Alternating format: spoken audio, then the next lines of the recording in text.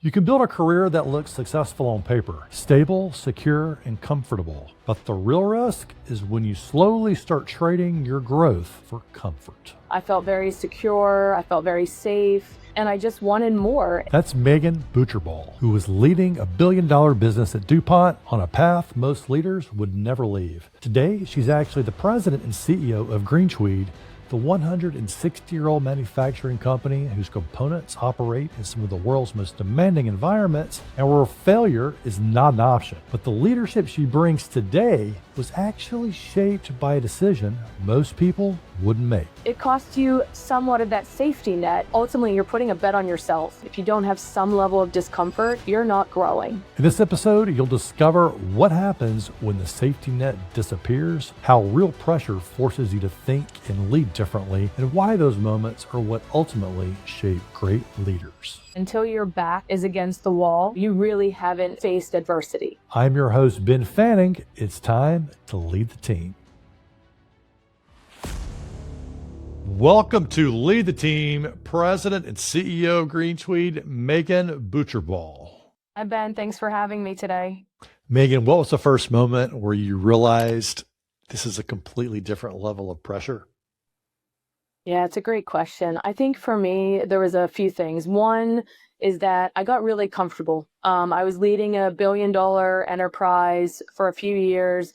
I actually had spun out with Chemours and kept the same role. And I just felt like I wasn't being challenged or growing at the pace I felt like I could.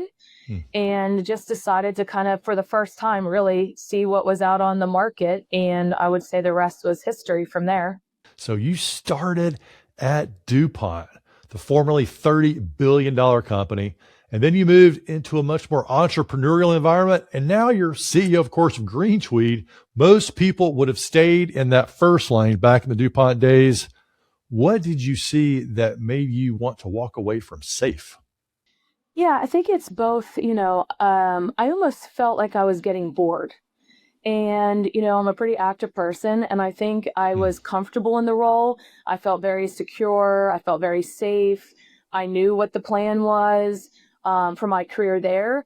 And I just wanted more. And I wasn't really sure what that was, but I just felt like I hadn't explored what else was outside of that big safety net of DuPont, and now going on 17 years at the time. And just decided to explore. And I was approached by a local investor to run a startup. I was interviewing at other places just to see. And I just thought, what do I have to lose if I leave here? I could run a startup and build it successfully, hopefully, at 39. And then in the worst case, if it fails, I'll go back to big corporate. But yeah, it was a drastic move by, I would say, most people's views. Yeah, it was. And looking back at that, what do you think that decision to move cost you? I'd say it probably cost me in some ways, certainly a potential president or CEO role later at a very large Fortune 500 company. I would say it cost me carrying that DuPont brand with me, right? Because it opens doors, right? I mean, you put DuPont's name somewhere, sales call, LinkedIn. It's iconic. It's iconic, especially then. And I would say it costs you somewhat of that safety net, and you have to really be willing to let that go, because let's be honest, there's a lot of backstops when you work for a company like DuPont, right? You've got all sorts of teams to support you. There's management teams, there's functional teams. And then you go run a startup that has one employee. It's a lot different. Hey there, this is Ben. If you want more conversations just like this, then subscribe now, because we are on a mission to bring you the leaders that you don't usually get to hear from. The CEOs on the front lines, building real organizations, making real decisions, and driving real change. Not the ones just making the headlines in the Wall Street Journal, the ones doing the work that actually matters, the work powering the global economy. New episodes every single week where you'll learn how they built their careers, how they think, and how they lead, so you can take those lessons and make yourself and your team even stronger. What did you feel like at the time that you needed to go learn? Obviously, maybe you were feeling comfortable. You said like where you weren't feeling challenged, but what did you, because you could have gone to another big name company and you go to the startup route. What did you think that you were going to get from this startup experience that you couldn't get working in a larger organization? Well, it was interesting. I think it was twofold. One was I had started to get a lot of interest in working in private equity as I was considering Hmm. leaving what was then Chemours. And I had some contacts there, and a lot of folks told me, like, can you operate outside of the big security and safety net of a DuPont, right? Because private Hmm. equity operates at a completely different pace, right? The other part of me was, how can I show that I can do this on my own? So I'm very self motivated. And I think Hmm. the driving factor for me was, I'm going to go prove to myself I can do this. And a lot of like early assessments in my career had told me like I was very, fast paced, energizing, entrepreneurial. And interestingly, in one assessment, I remember it was called the Divine Assessment. It came back and they said I had a CEO profile. I mean, I was in my Hmm. 20s.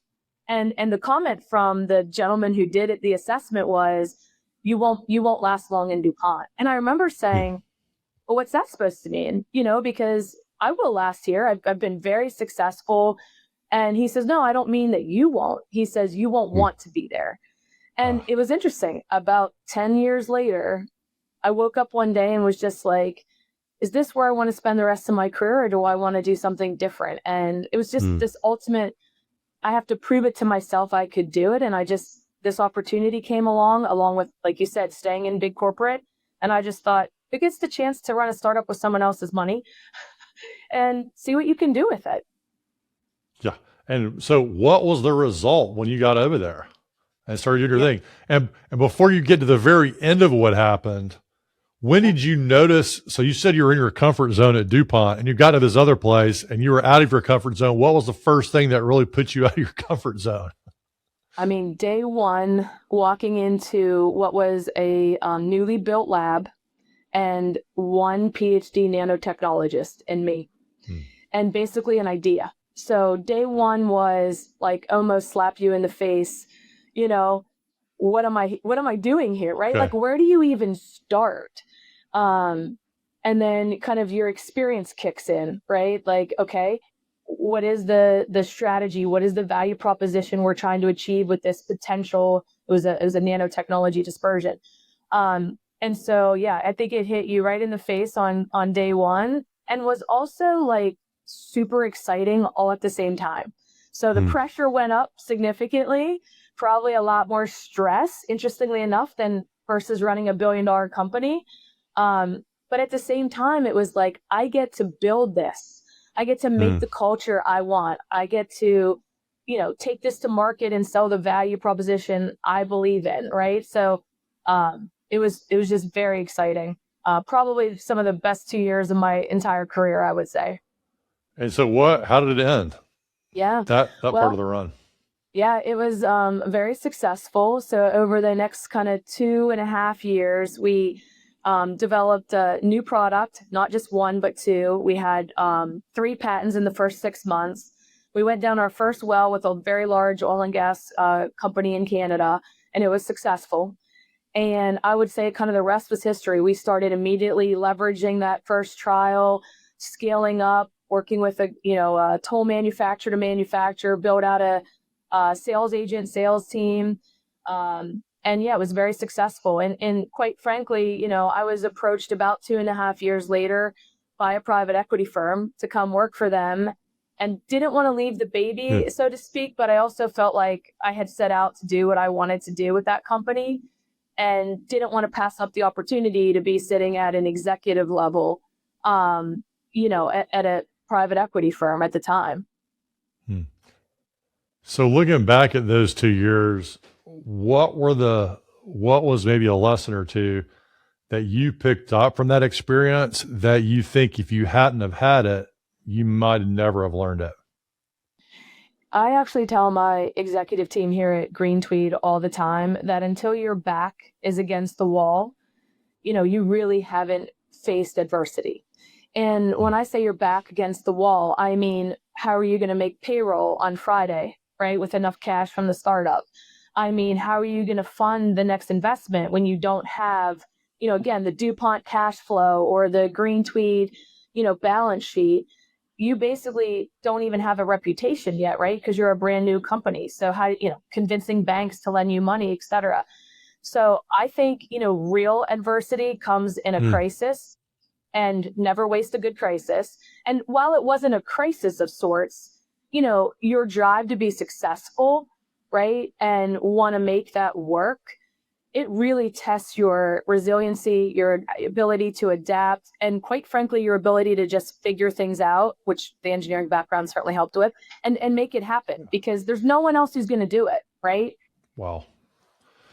So good. It really opens people up. I think I don't know about you, but I kind of grew up in this corporate world where I remember my bosses telling me they want to, on your LinkedIn profile should be this nice, consistent increase of titles and jobs. And everyone wants to see that nice narrative, playing out. And I would have been scared to death back in the day to go join a startup, because that would have messed up my narrative.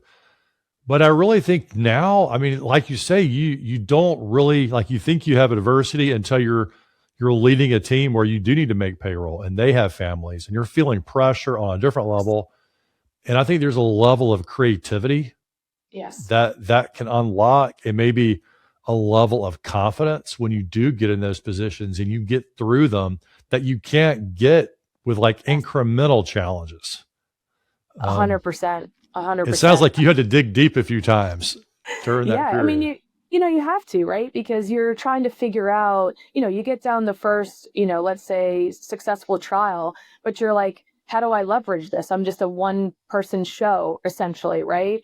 And how do I actually understand why it was successful, right? So you basically have to figure out the next steps, right? And I just feel like it taught me so much about just the adaptability, how to problem solve on a different level, because you're under pressure, right? Because again, you're trying to figure out how to get cash into the company to support a growth plan. And at the same time, it was somewhat freeing of, what do I have to lose? No one's about the resume. That's exactly how I thought, right? Every move in my career in DuPont felt like almost scripted, right? You go into project engineering, then you move into operations, and then you potentially, in my case, move into sales. I was very lucky to transition into the business. And when I remember leaving then Chemours, and my original goal was, well, I've already had $1.5 billion business platform. So I need bigger, because that's what plays out on your resume. And I coach people all the time. Bigger is not the requirement. It's the complexity. It's the how you get personal growth from being pushed in areas you haven't had to do before. And it was so interesting. For probably months before I took that role that I did take, I was looking at going to another big corporate or another big firm and leading a bigger business.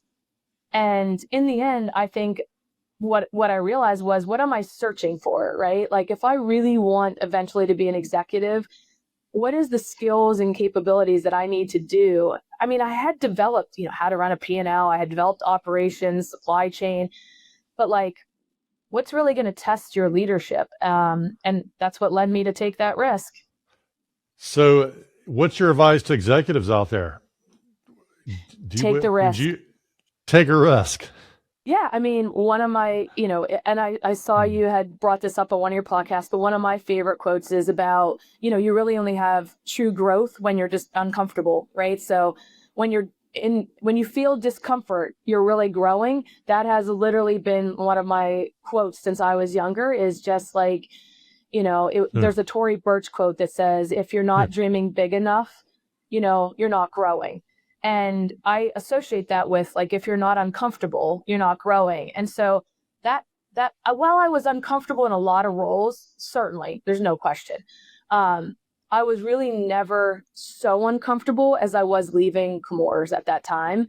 And I just realized that, one, the pace of my career completely step changed, right? Because then I proved really quickly that I could operate in that big safety net of DuPont's corporate ladder, right? And I could operate in an entrepreneurial, fast thinking pace, figure it out mentality. And they are so different.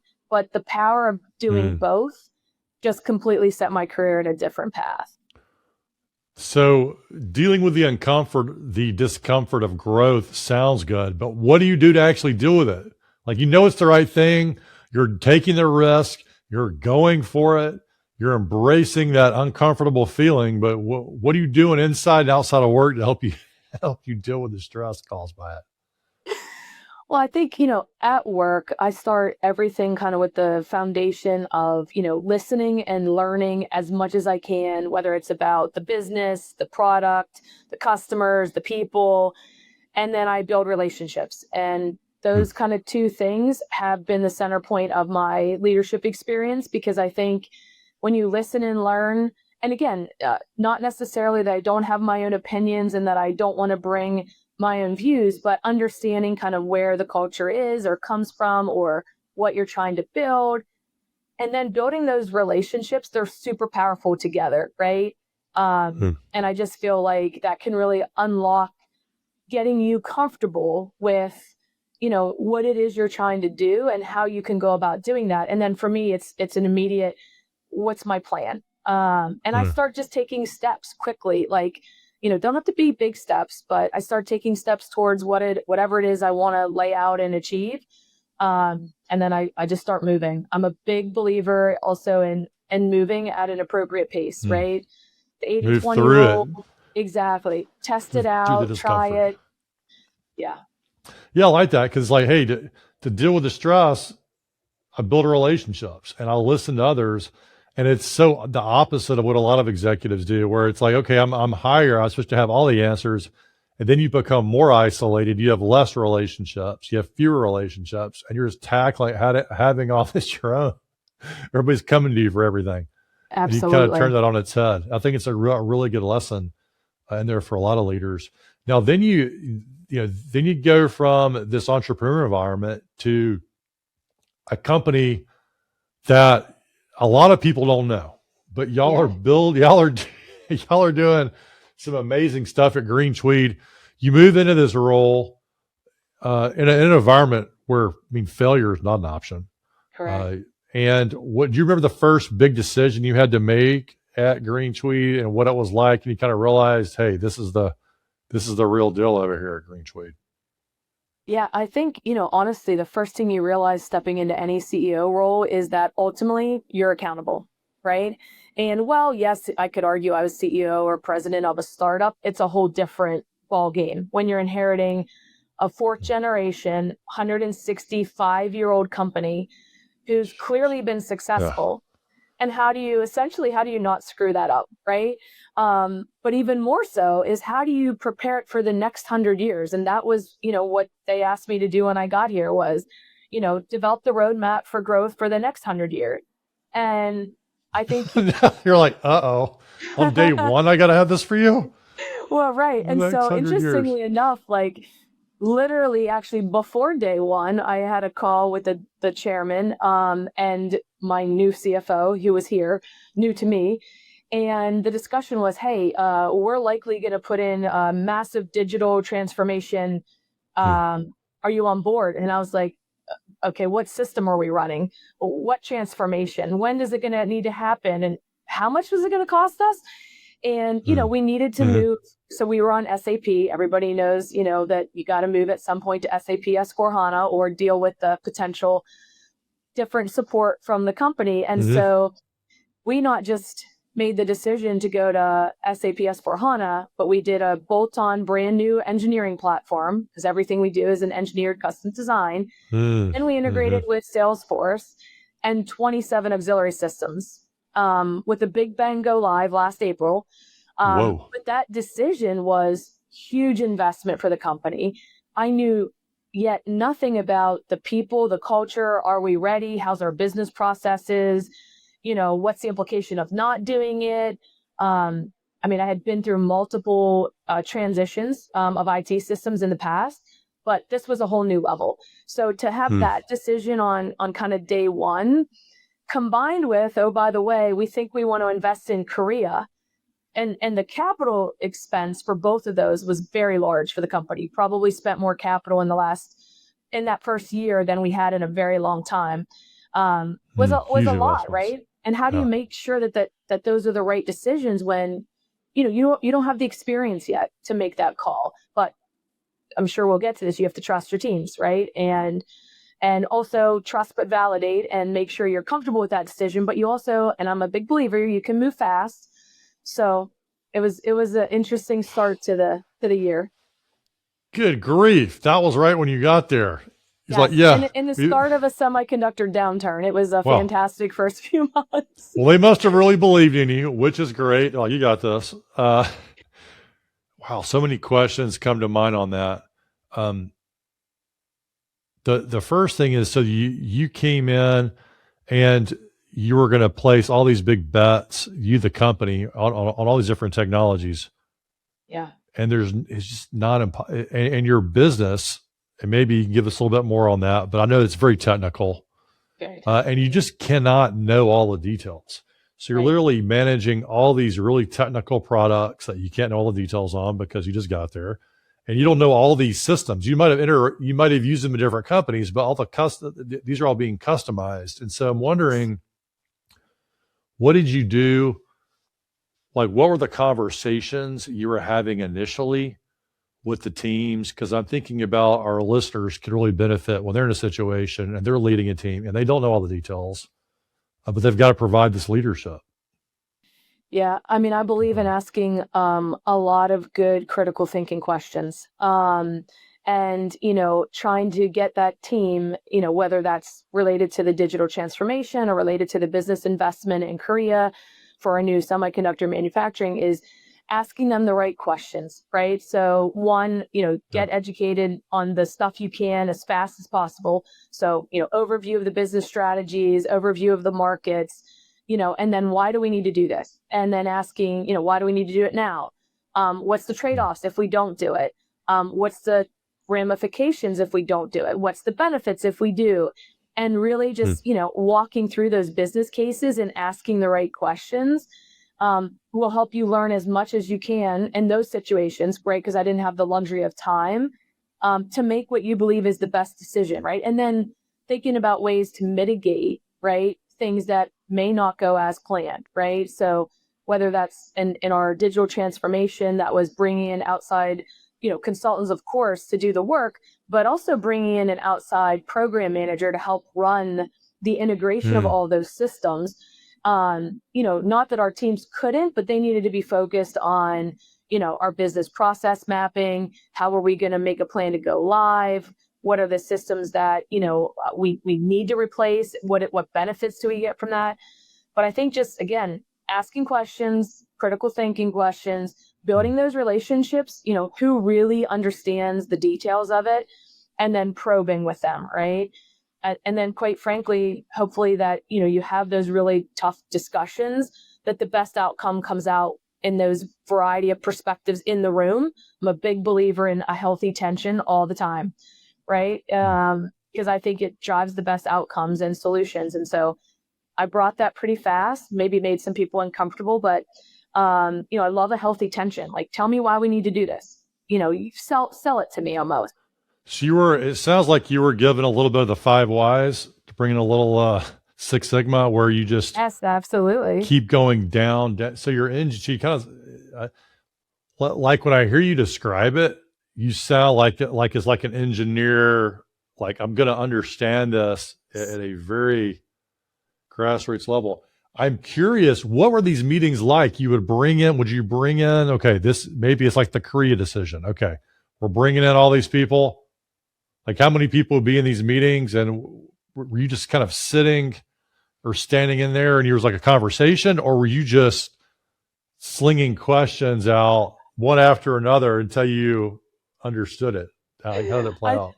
I think the team would say I probably, slinged out the questions pretty rapidly, but it was intended to be a conversation, right? And so I think the beauty of working for a, private company, right, is that, we can make decisions pretty quick. We don't require all of the rigor and or length of time to get a capital project approved that it might have been in my past. Yeah.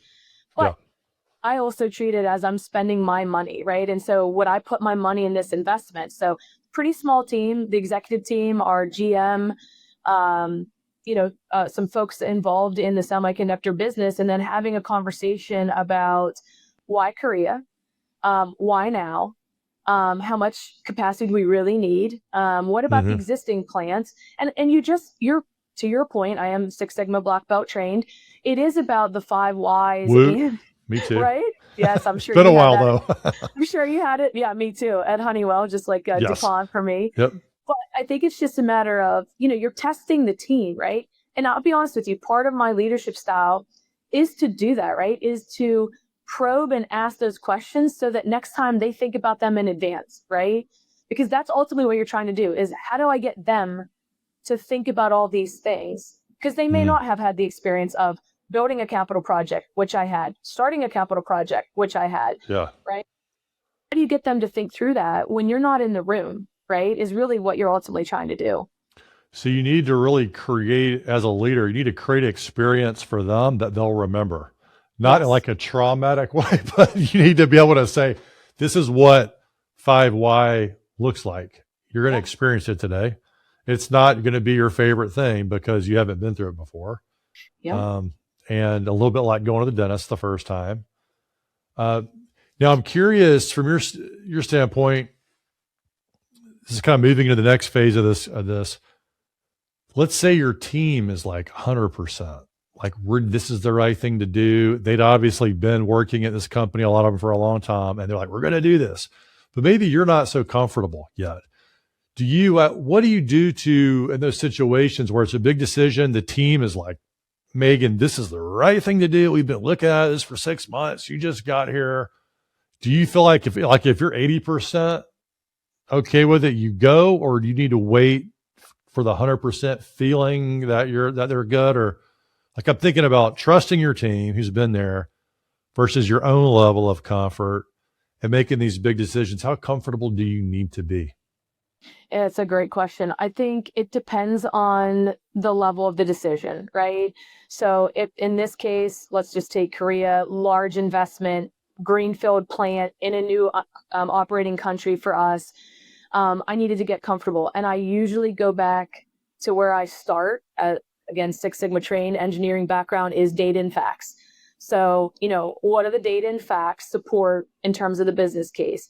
And then what are, again, asking those questions, what are the market trends, things like that. And you almost have to trust your team because, you don't know those things, right? And you can't really Google a lot of, those kind of intimate customer details and dynamics. You can get a sense of what the market's doing. But generally speaking, I'm a very gut person.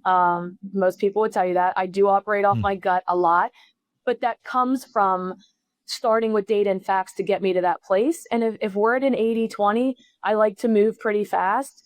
Again, the level of investment or the level of risk will maybe make me pause a bit.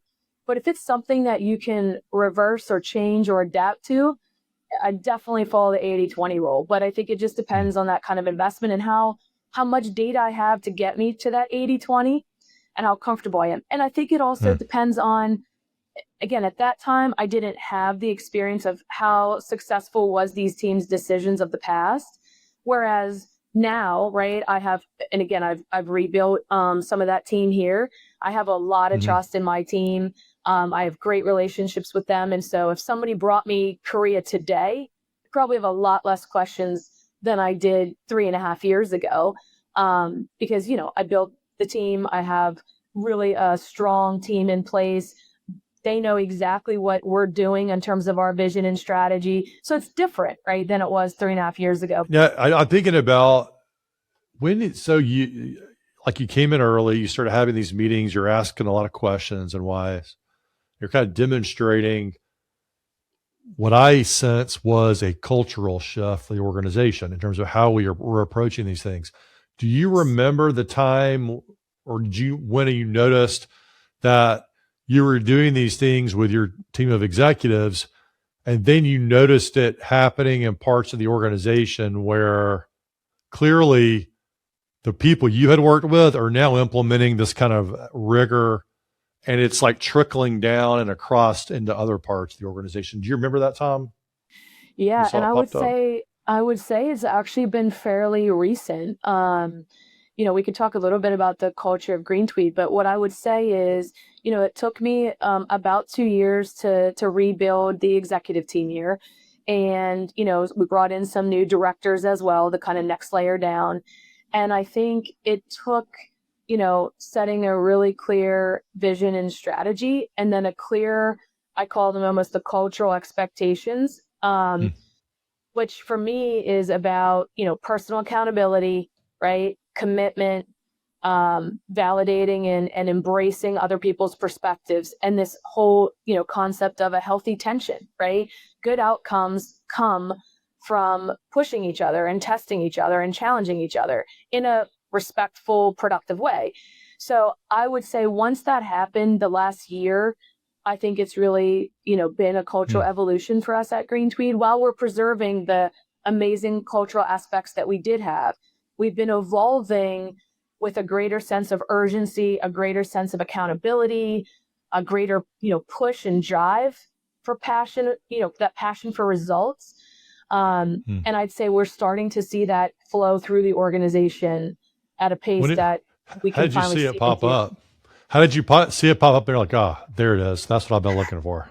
What It's was it? it's more it's more the subtle things. Like you're in the Hmm. room, and you're listening to people talk, and you see those shifts, right? Where, for example, we operate a quarterly business unit review with my exec team and my GMs.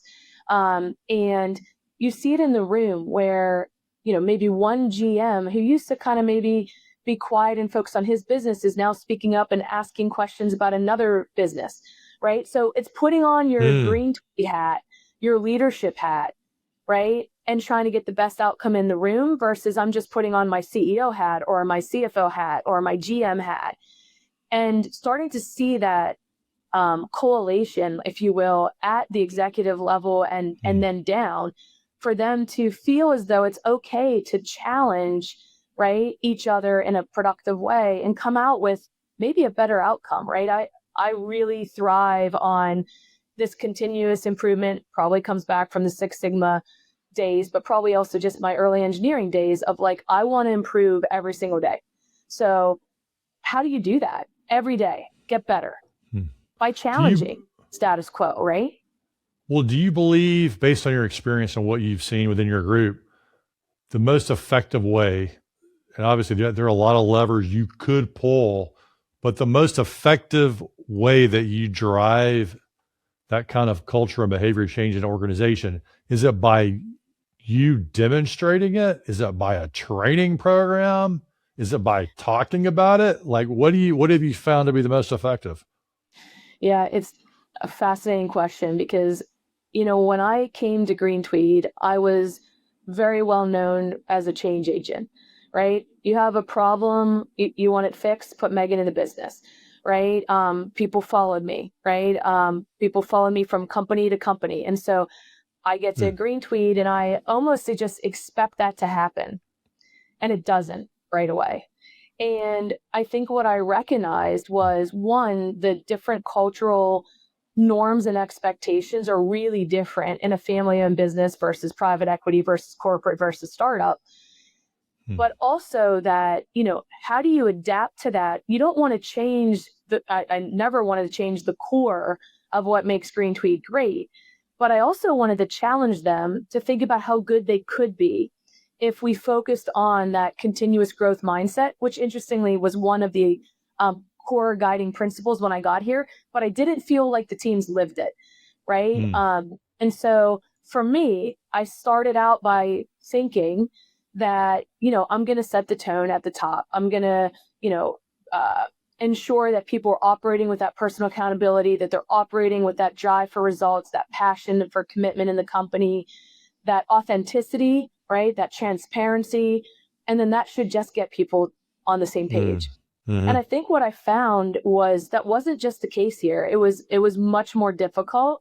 And I think it had to come from that understanding of, convincing them why we needed to change for the next 100 years, while still also allowing them the space that we all believe that we don't want to change Green Tweed's core culture, but these aspects of it have to, right? So what, Hmm. this thing, right? What gets you here isn't going to get you there. More competition, Yep. super dynamic environment that we're in, right? The world is changing before our eyes. It was first globalization, then it's now localization, right? And it requires you to think differently. And Mm. I think at first people maybe didn't trust me almost because, well, I was coming from a private equity firm. So I'm either here to sell them or I'm here to take costs out instead of I'm here to make sure this company grows for the next 100 years. And so trying to ensure that I laid out that Mm. clarity and vision and strategy from the start of this is a company that should be and will continue to grow, but we have to do things differently. And here's why. Took a lot longer than I was used to. And it really made me appreciate that. Again, just comes back to the leaving big corporate to the startup Yep. adaptability, right? How are we going to adapt to make sure that people understand where we're going, that it's good for them and it's good for the company, right? Because it probably felt a lot different bringing in an external CEO, right? And I think it just kind of led to some natural, you know, um, distrust. But I Yeah. believe if you do what you say you're going to do, that eventually turns. And it took a little bit to turn, but it's turning now. Yeah, I like that. I like the direction you took on that. I think it's helpful for leaders to think about. One is you're demonstrating, do what you say you're going to do, but also you took the time not just to ask them why they're doing what they're doing, but you were trying to explain your why in terms of Oh, why you were there and why they yes. needed change in the first place versus coming in saying, y'all need to change or you're not going to make it in 100 years. Right? You Yeah, yeah, can't because like the explain this. bones, right? Here I can speak to this. The bones of the company are amazing, right? We're built on a technology and innovation and engineered products. But, what got us here was not going to get us for the next 100 years growth Yep. rates. And so how do we adapt? What are the different trends? What new markets? How do we be faster, more scalable, and more efficient? Mm-hmm. It, those were Mm-hmm. challenges I don't think the organization had necessarily saw for themselves, and took some buy-in for sure. But it's been great. On a different note, why is the work that Green Tweed does so important in the world? Why does it matter? Yeah. Well, so, we basically develop, design, engineer, and produce engineer components or parts, for the world's most harshest applications and environments, right? The highest temperatures, the highest pressures. So that's where the tagline comes from, when it can't fail, right? So if you think about, we're very large player in aerospace landing gear. Every commercial plane has our seals on its landing gear. You can't have a landing gear failure, right? That is going to Yeah. cost potentially people's lives, let alone the amount of economic damage, right?